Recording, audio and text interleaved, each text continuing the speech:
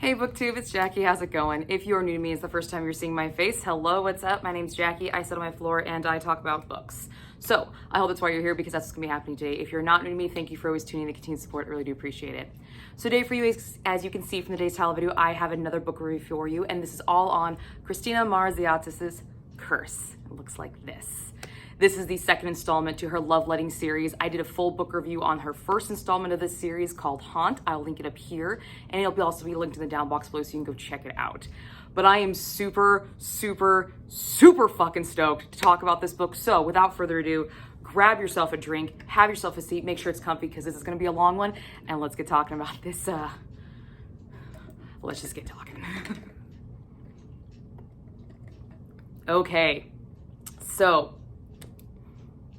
this has been a long time coming. I'm super pumped. I cannot wait to fucking talk about this. Let's do this. So this was an author requested review by the author herself. Christina contacted me and asked me to review the rest of the series. She sent me this book, like of her own free volition. She sent it to me. It was fucking dope and I loved it and I love her for it. So this is awesome. Here are some stats about this book.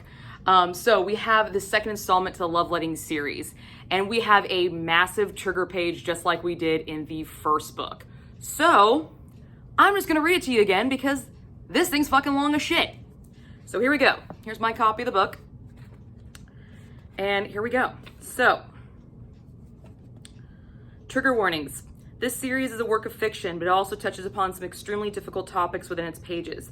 It is not intended to be politically correct, but rather an examination of the very imperfect human condition. The characters are inherently morally gray, and the philosophies implied by their situations are intended to challenge the reader. So please continue with an open mind. In Loveletting as a whole, difficult situations are often described in graphic detail. This includes, but is not limited to, the subject of sex, lust, vulgarity, sexual assault, child abuse, animal abuse, hunting, molestation, incest, violence, firearms, gore, torture, necrophilia, voodoo, cannibalism, ritual practice, hematophagy, necromancy, self-harm, disability, post-traumatic stress disorder, mental illness, schizophrenia, death, grief, suffering, infant mortality, cult worship, possession, blasphemy, and religion in general. Yeah, religion in general. These subjects are at best controversial. They also may be triggering to the traumatized or otherwise sensitive reader. Being explicit in the description of these subjects is vital to the story being told, and always in a tasteful manner. But please heed this warning before continuing at your own discretion. So, lots of stuff there for you to process, lots of it. And you know what? Just like in the previous installment, she shows every fucking one of those. Every fucking one of them in great detail. So yes, please be wary of the trigger warnings in this book. But if you've already read Haunt, which you should because this is a direct follow-up, you need to read Haunt to understand this book. You will have already experienced all of these triggers and the way she handles them. She does the exact same thing in this book, but they are a little bit more graphic in this than they are in the first one. The first one was kind of some training wheels. No, now she took the training wheels off and said, here, have a nice fucking day, don't die. That's what she did with this one. So yeah, lots of stuff there, lots of stuff. But damn, is it a fucking ride. It's a fucking great ride. So why did I choose this book? I chose this book because Christina herself asked me to review this entire series, and also I was gonna read this book anyway. I gave 4 stars to Haunt originally, and I never stopped talking about that book. So I actually increased that rating on Goodreads to 5 stars because I just could not stop talking about this book. I have told hundreds of people to read this book. Feels like thousands because I talk to a lot of people, but I have told hundreds of people to read this book, and I have been bragging about this book since I read it at the beginning of this year. So I definitely wanted to continue with this, and also I have become friends with Christina, and so I definitely wanted to read her book and find out this amazing world she's created and where she went with it, because I knew in Haunt that was just the tip of the iceberg, and I'm still not even under the water in Curse, because as far as I know right now, she's working on book 14. 14. So you're gonna get a lot of these fucking videos, guys. A lot of them. So be prepared. But this is a whirlwind of a series, and I am so happy to be a part of it and kind of on its trajectory with her. And I am just That's why I chose the book, because I was asked to, and why the fuck not? This book needs to be talked about. This series needs to be talked about. It's something special. It's a gem. You need to go fucking read it. So, a brief summary. Now, this is also located on Readsy Discovery because she did request me to read this through Readsy Discovery. So this is the summary that is provided on Readsy Discovery's back page. So I'm going to read it directly as it was provided to me because there is not a summary really provided on the... It is provided on the back of the book, but there's a little bit more over here. So I'm just going to read that. I have not changed anything. I'm not spoiling anything in this summary. So here we go. So, Standing on the Shoulders of Haunt, a novel, this powerful second entry in the Loveletting series will shock you, chapter after chapter. Love and despair are entangled in this story of circumstances pushing the boundaries of morality, a dense battlefield both pure and grotesque. Grief, a concept yet unrevealed to Charlotte, now bound to fester within her mind and soul, supported by the hands of young and kind-hearted Jessie McCoy, she bravely learns to find herself again in the midst of sorrow, only to lose herself further in the process, morphing into a woman she could never recognize as she crosses paths with the dangerous new influences who hide in the darkest of secrets. Devastation tests the will of the characters as well as that of the reader, leading to one all-important question: who can you trust? As a direct sequel to Haunt, a novel, this is an immediate continuation of the story and not intended to be consumed on its own. If Haunt broached the subject or crossed boundaries that left you uncomfortable, you will find no respite within the page of Curse. Prepare yourself for a much deeper and darker dive in the haunting world of loveletting. She's not fucking kidding. She's not. I don't know who to trust. I don't. After reading this book, I fucking don't. I don't know if I should trust the words on the page, if I should trust my own memory, if I should trust her. I don't fucking know. Is Santa Claus real? I thought, what? I don't know. Everything's upside down.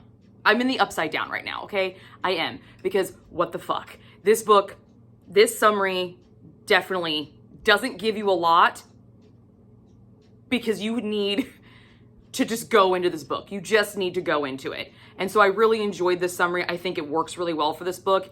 It wets your palate just enough, but at the same time, it's very, very vague because you need it to be. Because this book, this installment, holy shit, dude. Damn it. Damn it. So, with that being said, I do have to preface this. I usually don't do this in my reviews, but because this is a direct sequel to Haunt, which is this book right here, I need to give you a spoiler warning. There is absolutely no fucking way I can talk about this book without spoiling this one. Absolutely no fucking way. Christina did not give me any window to not spoil this book for you. Absolutely none. So, if you have not read Haunt, you need to pause this video and you need to go read it and then come back, because I will not spoil Curse for you, but this one will get spoiled for you, okay? Haunt will get spoiled. However, if you have also not watched my Haunt review, which was linked up here in the corner early in this video, and it's also linked down in the down box below, I will be spoiling that review as well because I will be referencing directly to that video in this one. So if you read Haunt but not watched the video, go check it out and then come back, okay? And then we'll go party. But if you don't care about spoilers and you just were here for the ride, let's go, because we got some shit to fucking talk about. Okay, here we go. So I need a drink first. I gotta get right. Okay, so what worked? Right off the bat, direct sequel continuity. It's the first thing I look for in a sequel, and it's there. However, I need to preface this. I had some prior knowledge going into this book that not all readers going to this book may have. As I said, I did become friends with the author. We talk on a fairly consistent basis, and she has given me some previews into this book, some little kernels of knowledge that I already knew going in, which made the continuity element in this book a little bit easier to decipher. The reason I say this is because if you do not have that prior knowledge that she gave me, the previous information that you have in the beginning of this book, it feels kind of wrong. Like she didn't remember what she wrote. However, that is the beginning of this book. It all clears up. So this concept works for me. But you have to trust the process. You have to trust it. You do. I know she says, who can you trust? You need to trust me on this one, okay? You need to trust me on this one. All of that confusion does get cleared up because the original continuity in the beginning of the book, there are factors that carry over and you remember these events and it carries over and you don't feel like you need to go back and read the book to understand what's going on. But there are moments in the book, the way she writes them are designed to be confusing. They are designed to make you sit back and think, I don't remember it happening like this. I really don't. But if you do what I did, because I knew going in that there was moments of confusion, when I felt that, I did go back to the previous book in the beginning. And I realized that those moments that she's talking about, the way she wrote them were very, very vague to begin with. So it's okay that you don't have that same memory retention. The details that you learn in this book for the continuity elements to bring you back are the missing details in those. Those are why those moments were confusing, because she gave you the answers in this fucking book and it all balances out. But if you don't know prior that this book is written to confuse you, that could get really irritating, but it does work because the way she did, she tied this is one of the best forms of continuity I've ever seen. Because usually when you see continuity in books, it's regurgitating the previous information. She doesn't just regurgitate it. She gives you the missing pieces to the parts that were confusing in the first book. So there's this nice overlap, okay? You have a nice overlapping effect, which ties this whole book, these two books together, essentially. Fantastic use of continuity. It's just, if you don't know that it's going to be confusing, it's kind of hard. So I'm giving you that little kernel of knowledge and passing it on so you don't pass this up, because I could see somebody saying, well, I don't even understand what's going on. I'm going to stop. Because this book is 717 pages and it happens quite a lot. There was a lot in the first book, which is 750 plus pages.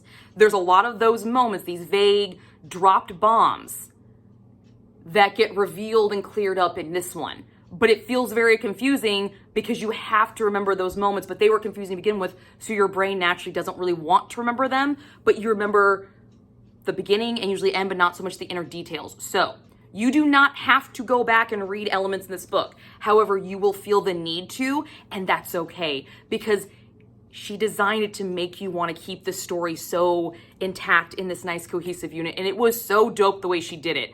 I thought it was going to piss me off to no end, but it didn't. It worked really, really well, and I had a really, really good time with it. Once I figured out that that is how I needed to put the pieces together, it became almost like a puzzle for me. A puzzle that I was putting together, and eventually all these pieces started to form this picture. I still have gaps, but I'm starting to get a more overall image of this world and the story that she's creating, because she's giving me the missing holes from the first book. And it was so fucking dope, and I loved it. I loved it. It was so fucking good. So fucking good. But I do want to stress that everything gets handled. So this is why this element works for me. This is why this element works for me so well, because it is done so well. It's done very, very artistically, and it's it's beautiful. It's beautiful. Loved it. Now, for the next element that works really well in this book is the new stuff. This new plot development she's going with. She has taken all these previous plot lines that we set up in the first book, and she's still doing her episodic nature. This book is still told in almost like a soap opera format, where you have multiple storylines going at the same time and you get bits and pieces in each chapter, but there's still not really a rhyme or reason or pattern. We still randomly get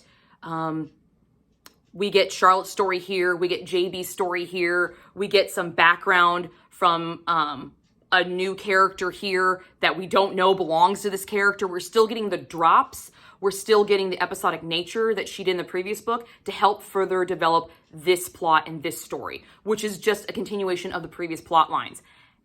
Because of those continuity blanks that she gave us in the first book, filling in the gaps. This is how she's carrying over these plot lines, and it's fucking fantastic. And I loved that she still continued with these random moments of just like bomb drop, have no idea who this belongs to, have no fucking idea what's going on, and it's just there. It's still triggery enough, it's still shocking enough that you're like, what the fuck is going on, lady? I don't know what the hell I'm doing. I don't know what I'm reading. This doesn't make any sense. But it sticks with you. And now that I know how she handles her continuity, I know in the third book, those are moments to pay attention to and to hold on to, because I know those are going to get revealed in the next book if they didn't get fleshed out at the end of the story. And some of them do get fleshed out. I really had a good time with how she developed this, the new information we got, and new plot lines. She didn't just further extend old plot lines. She continued and gave us new ones that were just forks off the road, or small sideway paths off the main plot line. And they're great. And again, they all just tie in like this little web going on like this. It's fucking fantastic. So all of these new plot lines that we were introduced to, whether we were introduced at the very early beginning of the story, middle, or even at the very fucking end. Yes, I said new plot lines at the end. At the end. Jesus Christ, at the end. I can't believe she actually did it. We're talking last page. New major plot. Last page. What the fuck? Okay, what the fuck? She does it amazing. It's so well done, the way she times these new plots and where she puts them. Because now I'm on edge for all these new plots, but yet this still main plot line through the story with Charlotte is still heavily, it's still the main plot line, but you see how all these other ones are going to affect it later on. And just not exactly how, but you know they're going to. And it's just, oh, so good. So good. And I love that she still used a lot of her tricks. Her world building to help develop this new plot line was still on point. So her world building in the first book was to the point of almost annoyance. It was so detailed. It was so heavily described. But I had an idea of where I was, who I was with at all fucking times.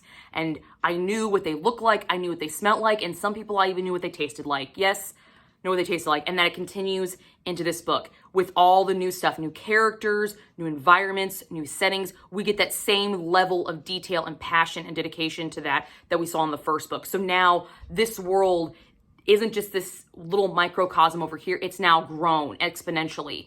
And now I'm seeing more detail in areas that were mentioned in the first book, and they've grown and they become their own setting and their own storylines with their own characters and their own fucking bullshit. And it's fucking awesome. It's amazing.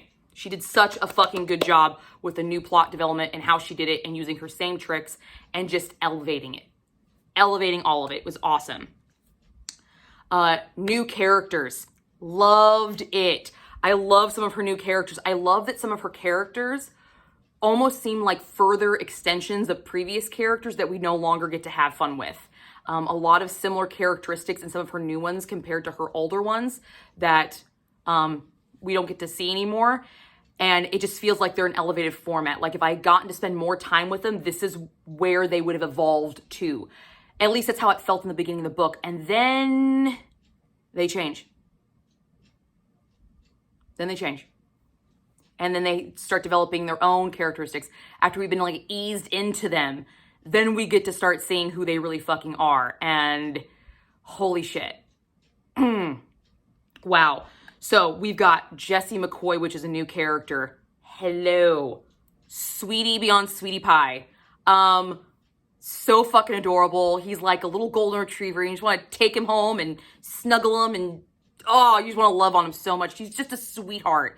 And his arc through this book is one that is to be reckoned with. Seriously, wow. Wow. You want to talk about a damn origin story. I could totally, this seems like an origin story for a major character, and I'm so excited to see where it goes. So excited. He is definitely someone that is going to have a trajectory that, the trajectory that he's already on is going to be epic, but I could totally see Christina literally taking him, and because he's so sweet and he's a good nature, he's got a good heart, I could totally see her breaking him in half, and I am down. So down for it.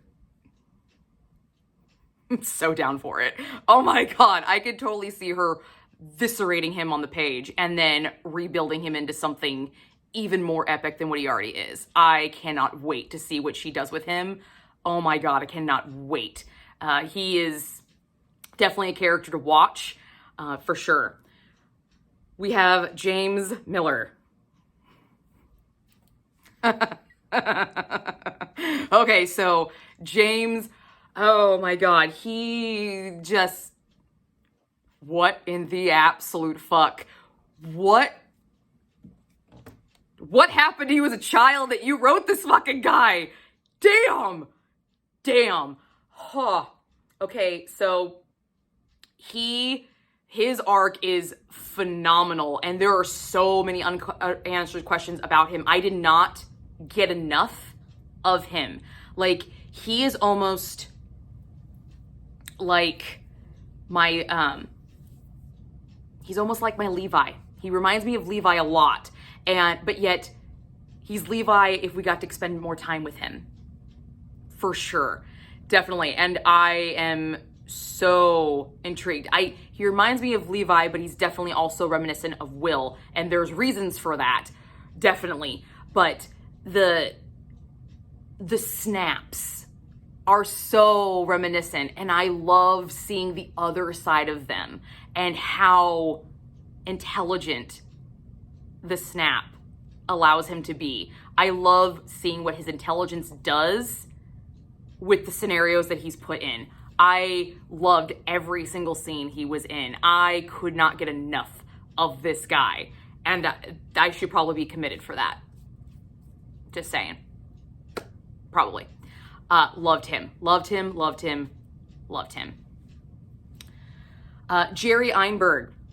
We get see some more of Levi, a previous character for Haunt's past, kind of past growing up with Jerry Einberg in the Norwegian area. And that character, I feel like, is gonna do some shit.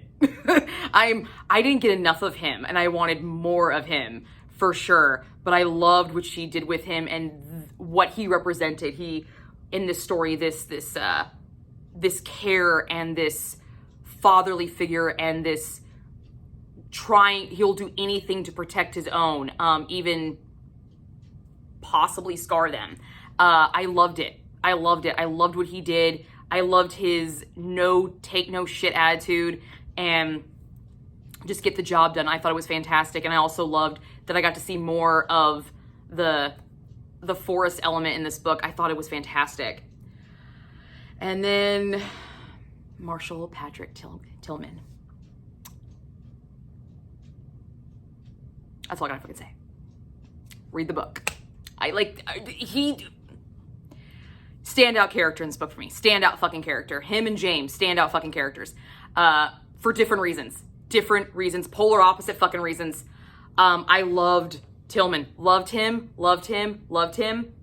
He's a new fave. He is a new fave. Love that guy. And I loved his no give a shit attitude. I loved that he just embraced this I don't give a fuck, and here we go. But he reminded me so much of our previous hero of Mac in the first book. But what Mac could have been if he had opened himself up more in the story.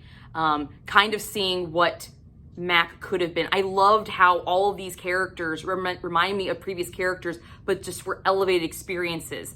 And for a while that was kind of annoying, but then when she started showing me the elevation and where these characters were going, I saw that they had their own stories, their own backstories, and the similarities started to disappear. And all I saw was them. I didn't see their counterparts. I saw them. And I loved that she eased me into it, because all of these characters have serious shit that I was not prepared for. And if I was not eased into them, I would not have been prepared for. And I'm so thankful for that. I freaking loved it. She did such a good job with her new characters. I'm super excited. I can't wait to see where some of these guys go. Like, legit can't fucking wait. Yes. For good reasons, and for bad reasons, and for naughty reasons. Love it. Love it all. It's fantastic.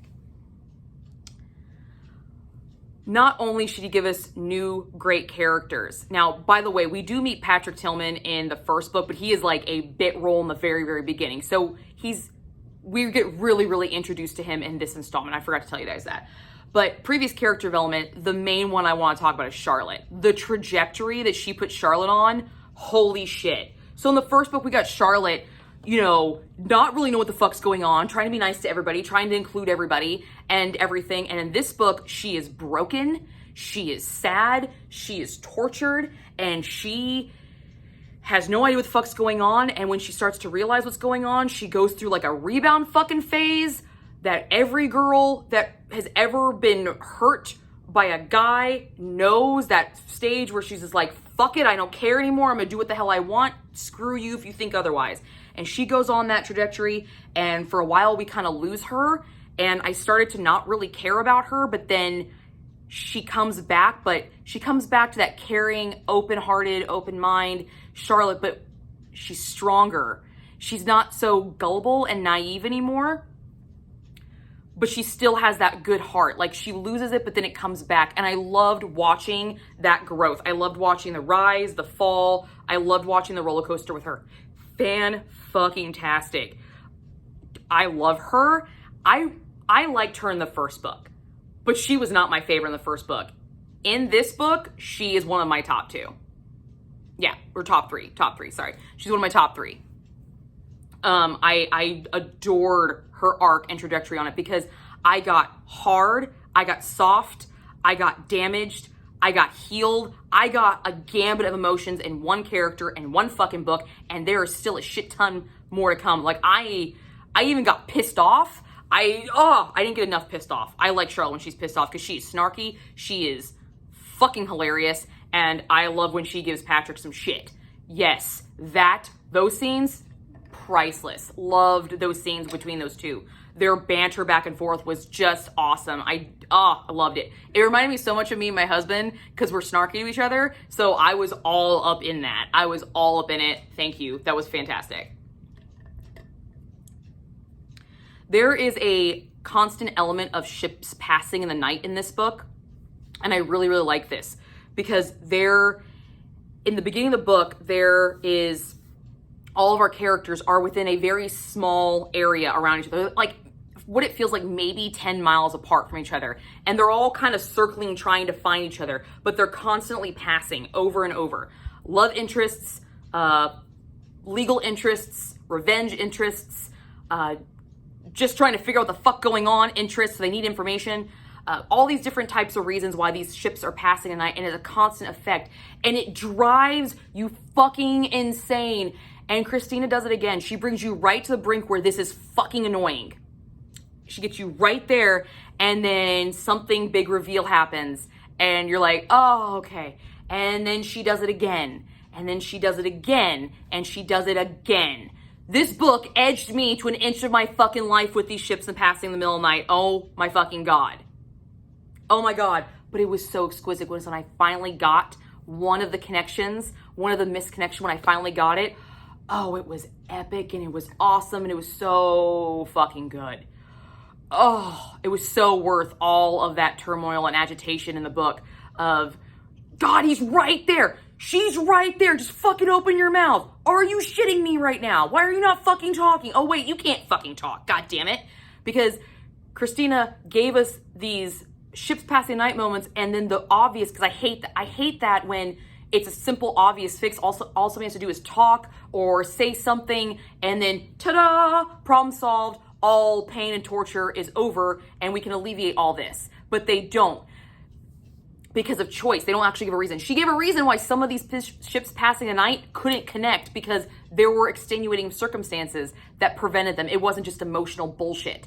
It was physical extenuating circumstances preventing them from making contact, and I thought that was great. That was really, really smart of her to do, because I loved it. That it took away that annoyance, like, he's right there, she's right there. She's right there, open your fucking mouth. She's 5 feet away from you. 5 feet, say something. Oh wait, you can't. Yeah, so she gave me a reason why it couldn't happen, and I thought it was great. But it reminded me so much of this one time when I'm in Roosevelt, California, and I went to Disneyland all the time. And one time I was on the teacup ride. And if you've ever been on the teacup ride at Disneyland, you're sitting in a teacup and you're spinning it. You have this little lever inside and you could spin it, and it just spins and spins and spins. Except while it's spinning, the platform it's on is spinning, and you're going in these little counterclockwise around all these teacups, kind of like the Alice in Wonderland teacup table. Everything's just flying around. You look like you're about to smash into somebody.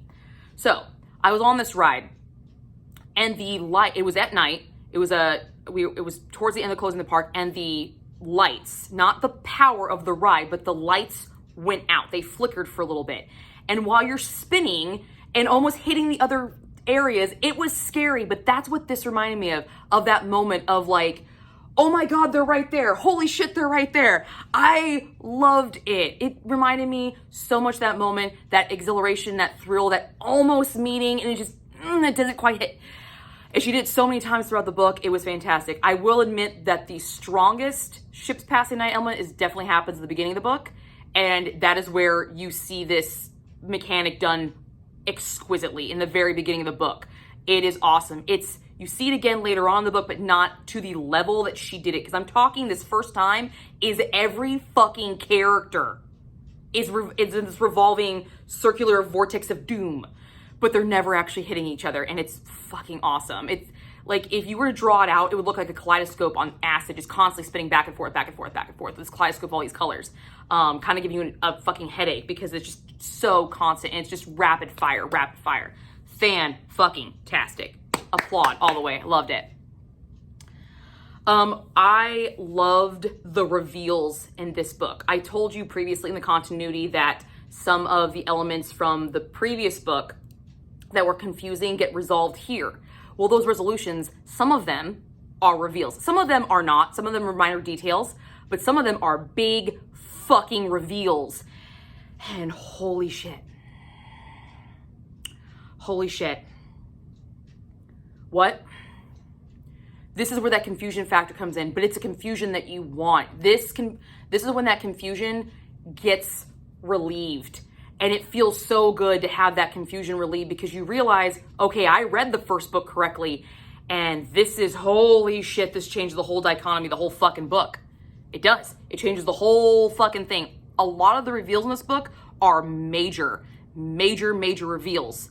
And we got a lot more of them in this book than we did the first one, because the first one, of course, we're world building, we're getting the kind of base storyline. Now we're solving some of those plots and giving you others with these reveals and just bringing them forward and exacerbating them to the nth degree. Oh my God. Some of the twists in this book, they took previous plot lines and they made them so much better. They made them something far more complex than what I thought they were going to be, and much darker and much more sinister. And I am not kidding about that. Oh my God, this book, so dark and twisty. Like, she outdid herself on some of these twist elements, and this is book 2 and 14. And what? Like, this is horror level major twist. Like, you can't M. Night Shyamalan level fucking twists in some of this book. Like, there are some seriously twists in this book that once you know it, you're like, huh? Well, I can't fucking reread this now because I know this twist. Am I going to reread it? Yes, I am. But I know this going in. I'm going to read for different reasons, not to figure out the twists. But seriously, like, these twists are so damn. And when I mean they're dark, they are dark. They are dark. I read a twist to my husband, and he promptly said, I'm going to pretend I didn't hear any of that. Damn. he didn't want to hear it because it was that twisty. Damn. And some of these reveals, also, they're not just dark and twisty, but they make more plot lines complex because they show further connections to different characters that you didn't realize were connected.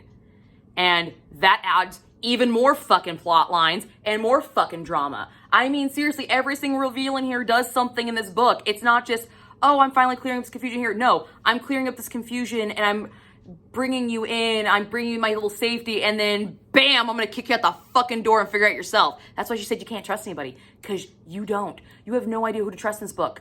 You don't even know if you can trust your author. Like, you don't. You have no idea what she's going to do with you by the end of this book. You're like, I don't know. I'm scared. but I want it. Like, I want it. I want this fear. Keep giving it to me. It's fantastic. I fucking loved it. There was one element in this book that I was really glad that she kind of put more emphasis on, and that was the spiritual magical element. In the first book, there is a scene with some ravens, and you constantly see a raven around Mac. And I didn't quite understand what the symbolism is, except that ravens oftentimes are associated with death and spirits and ghosts. And the book was called Haunt. So I just thought, okay, ravens, whatever. No, there is a much bigger element. This is one of these big reveals, but it's not real. It's just revealing. It's an explanatory reveal, and it starts to explain kind of the mystical element to this book. And there's a lot of mystical element to this book that I was not aware of. In the trigger, she mentions voodoo. Oh yeah, we see that shit. We also see some Norwegian spiritualism, and yeah. Yep, and we see some afterlife spiritualism kind of things going on. It's ghosts and hauntings, and just take all the creepiness and throw it in one and meld it together, and it's fucking beautiful. Like, if you like dark and creepy and you find beauty in dark and creepy, you will find the beauty in all of the spiritual, dark, creepy elements in this book. And she explains it a little bit. We start to see the reason for the ravens and why they do what they do in the first book, because we see it again in this book, but this time we get some explanation behind it, because that was, again, something I didn't understand why the ravens were doing this, and now I understand, and I'm like, oh, which adds more development to this idea that there is this fated element for all of our people involved because of their connections and their ships passing the night elements that they're just not ready to meet yet. Oh, fucking fantastic with it.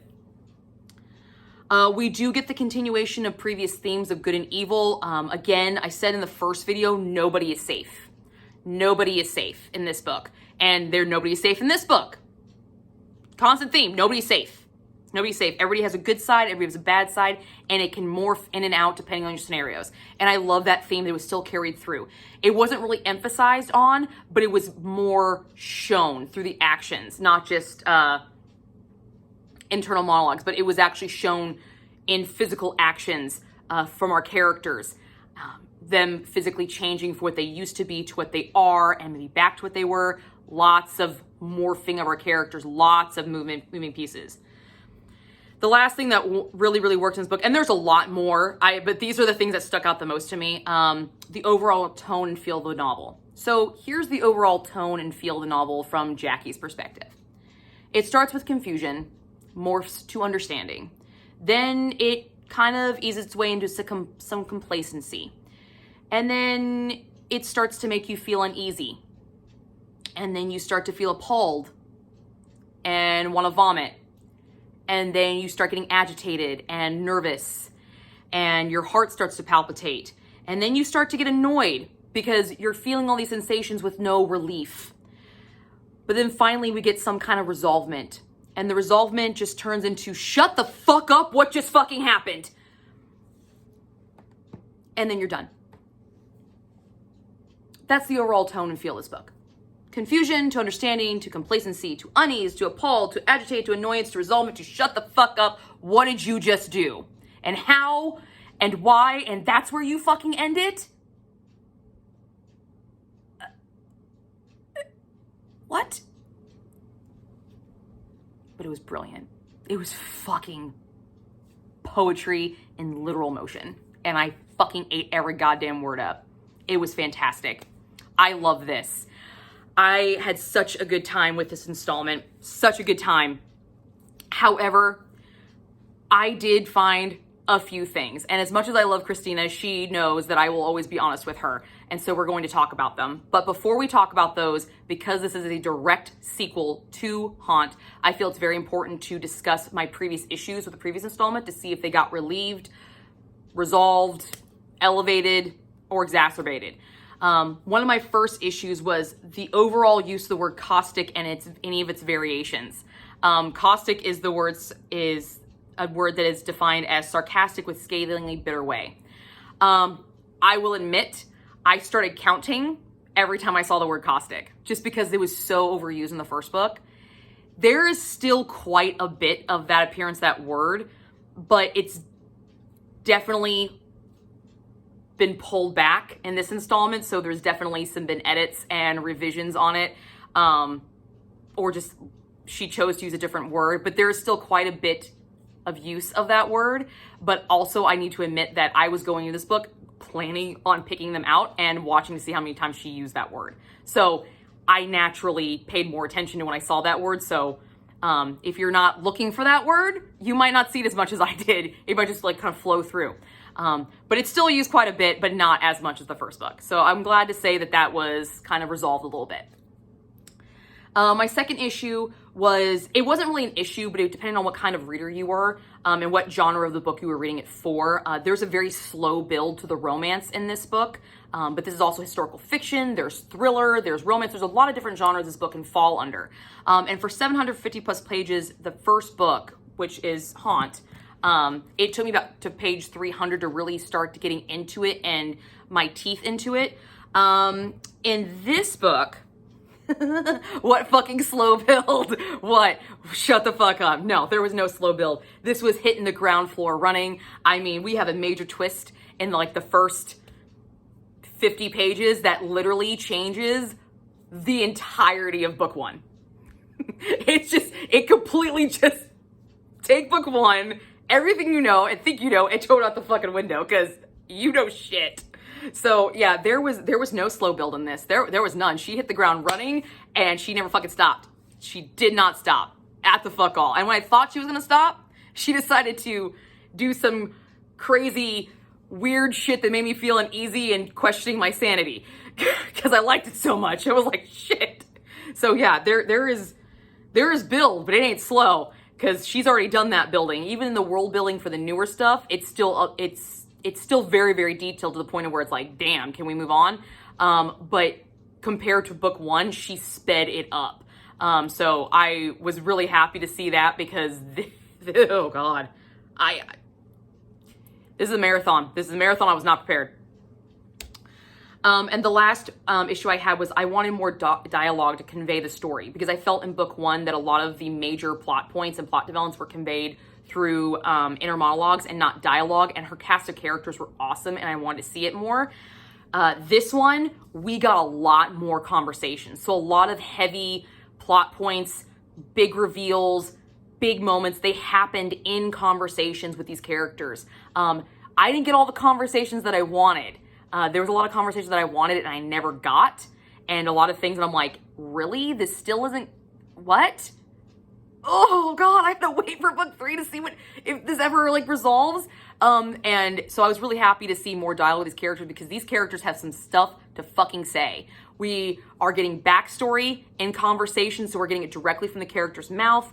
I really enjoyed the reveals and where they were. We still got reveals and inner monologues. We still got that kind of stuff, but we got the big reveals between people in the conversations, and I really, really enjoyed that. But she also peppered in reveals with actions, which was also really, really cool. I did enjoy that. So a lot of my issues did get taken care of, which I really, really enjoyed. Now, for what didn't work, and this is strictly based off of the new material only, okay? And this is what didn't really work for me, but some of these do. We'll just get into them and I'll explain why. So in the beginning, all of our new characters, I said I loved our new characters, and I mentioned that we had some resemblances to previous characters, and I enjoyed that. However, I felt, because when the point in the book when I stopped seeing the resemblance and started seeing the character by themselves, that was towards the middle of the book for some of these characters. Like, I had already been with these characters for quite a few chapters, quite a while before I started really seeing them in their own entity, away from their character that they were kind of emulating from the first book, or kind of resembling or easing me into, that I no longer have. So for most of the book, I kind of was annoyed, but it did go away, because then I eventually did see them be themselves. But I could see some people seeing this and thinking, you're just replacing the characters that you got rid of. Maybe you shouldn't have gotten rid of him in the first place. I could see that because it's so far into the book before we start seeing them in their own kind of light apart from their counterpart. I did feel that. And the next thing that I enjoyed, but at the same time I could see kind of getting under some people's skin, was the ships passing the night. The first one, like I said, that was exquisite. It was so well done. But then it's done quite a few times after that in smaller doses, and it could get slightly frustrating. I don't mind Ships of the Night, but I could see people being frustrated with that, with the constant. Like I said, I was edged to within an inch of my life of this book, and there are some edgings was not resolved, and I was just left hanging. Just left hanging there, like, fuck. But with that being said, those moments I know are going to be taken care of in next installments because of how Haunt was. Haunt had those major drops that you're just like, what the fuck am I supposed to do with this? This is another moment of that. But because it was shown through a ships passing the night that wasn't 100% resolved in the beginning, and it just kind of continued over and over and over, just in different scenarios, I could see people getting a little frustrated with. But there are points where it gets resolved, and there's points where it doesn't. So it just kind of depends on what kind of reader you are. If you like being left hanging, if you like that suspense, if you like that edge of your seat, not knowing where you're going to fall, which party you're going to fall for, or what's going to happen, definitely these ships past the night moments won't be a hindrance for you. But if you're not a fan of that anyway, this book is chock full of it. So I just wanted to make that a point to say. Which brings me to my spice rating. Yeah, that was all I found wrong in the book, guys. That was it. And those weren't even that big of deals, to be perfectly honest. Like, those were things that I could see people complaining about, truthfully. And that's pretty much about it. But my spice rating. So my first spice rating for Haunt was, I believe, 1 chili pepper. Because the carnal scenes I got were more emotional based. There was more emotion. There wasn't so much carnality. We didn't get a lot of physical graphic depictions of it. Yeah. Christina saw that and said, fuck that. I'm going to make you wet. And she did. She did a lot. She bumped up the carnality tenfold. I gave this 4 chili peppers. This thing was hot in different fucking ways. There is so much more carnality in this book and different variations of carnality. We're talking like some, I hate the word taboo. I hate that word, but taboo kind of techniques. And I was like, damn. Some of these people are a little kinky. A little bit. Yep, a little bit.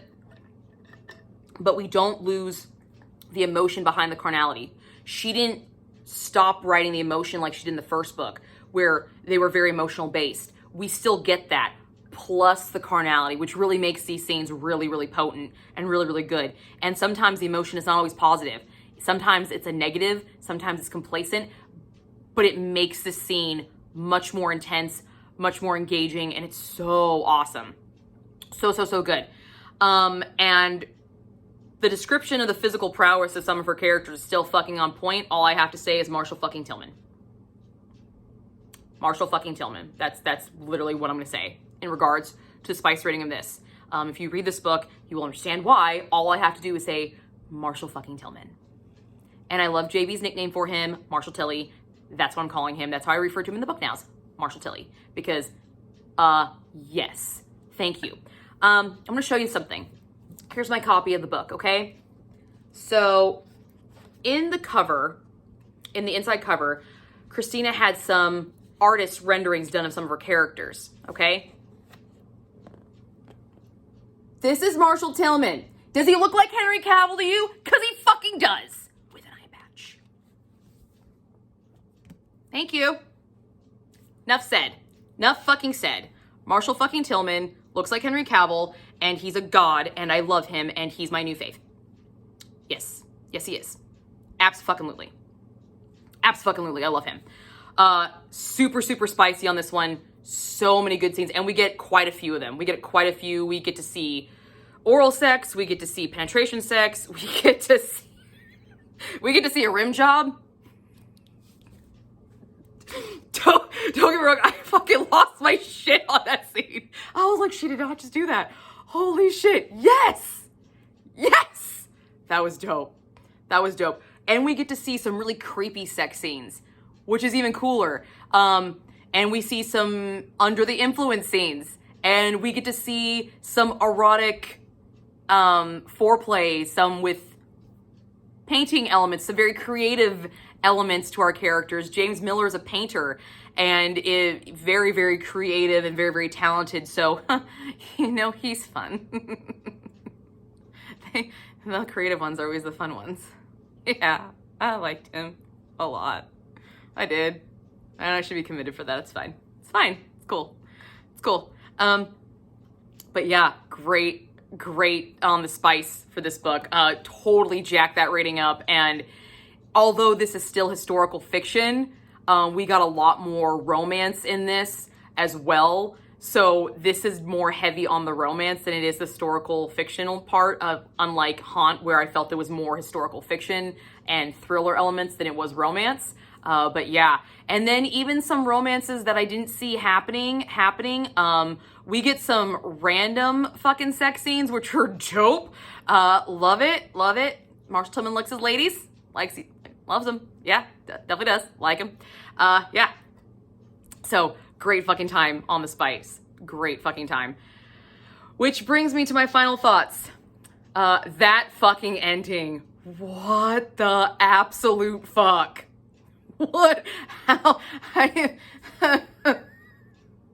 don't have words. I don't have words for that fucking ending. I don't. I absolutely don't. I have no idea how you're gonna explain that. Have no fucking idea. I thought with this mystical, magical element, I thought it was like, okay, you know, we're gonna get something like this, but I know it has something to do with that. I'm fully aware it has something to do with it, but I have no idea how you're gonna go about doing it. And I wanna know, what happens, and I'm on my edge of my seat because all my people are not where they're supposed to fucking be. They're not with who they're supposed to be. They're not where they're supposed to be. They're not who they're supposed to be. And I'm just like, what the fuck am I gonna do right now? Yeah, that ending.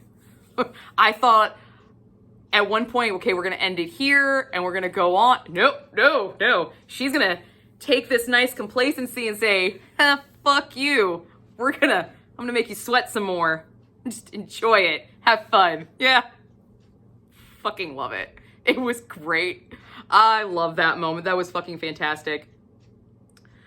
So many new elements to play with, so many new paths to go down, so many new outlets. I have no idea what is going to be the major plot. I have an idea of what a major plot point is going to be in the next book, but for a lot of these new plots that she's started to develop, I don't know which one she's going to focus on, which one she's going to fall back on, which one's from Haunt, which she barely touched on in this book, if she's going to bring those back because of her continuity style.